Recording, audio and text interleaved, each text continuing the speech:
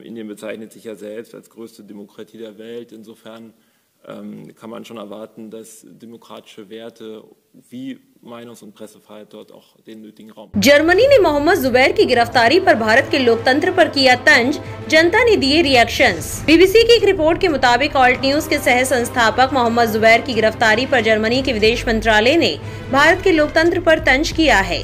बुधवार को जर्मन विदेश मंत्रालय की प्रेस कॉन्फ्रेंस में मोहम्मद जुबैर की गिरफ्तारी पर सवाल पूछा गया था। रिपोर्ट के मुताबिक जर्मन विदेश मंत्रालय ने जवाब में कहा, भारत खुद को दुनिया का सबसे बड़ा लोकतंत्र कहता है।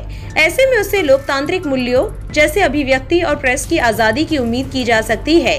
प्रेस को जरूरी स्पेस दिया जाना चाहिए। हम अभिव्यक्ति की आजादी को लेकर प्रतिबद्ध है। दुनिया भर में प्रेस की आजादी का हम समर्थन करते हैं। ये ऐसी चीज है जिसकी काफी अहमियत है और ये भारत में भी लागू होता है। स्वतंत्र रिपोर्टिंग किसी भी समाज के लिए बेहद जरूरी है।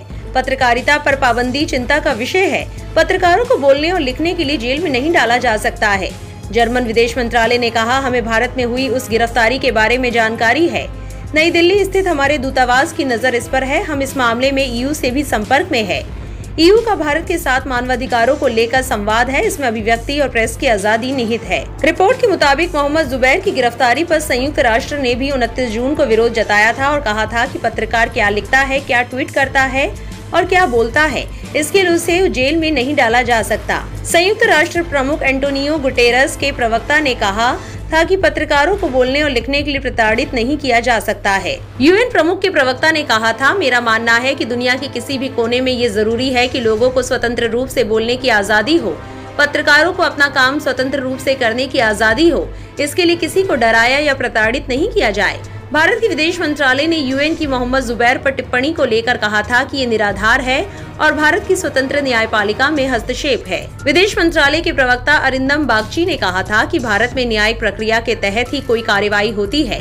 जर्मनी के इस रिएक्शन पर सोशल मीडिया यूजर्स का क्या कहना है, आइए देखते हैं। एक यूजर लिखते हैं, जर्मनी का कब से बहिष्कार करना है। वहीं एक और यूजर ने लिखा, अब यूरोप के देशों को कोई सीरियसली नहीं लेता। वहीं एक और यूजर लिखते हैं, भारत में लोकशाही की जगह हिटलरशाही एवं संवैधानिक संस्थानों को असंवैधानिक तरीके से चलाया जा रहा है। ये पूरी दुनिया को पता है, परंतु बाजारवाद के आगोश में सभी देश चुप्पी साधे हुए हैं। वहीं एक और यूजर लिखते हैं, जर्मनी हिटलर का वंशज। वहीं एक और यूजर ने कहा, आईना दिखाया जर्मनी ने, देश के बाहर जाकर उपदेश देते और देश में नफरत वोट बैंक की नीति पर चलते।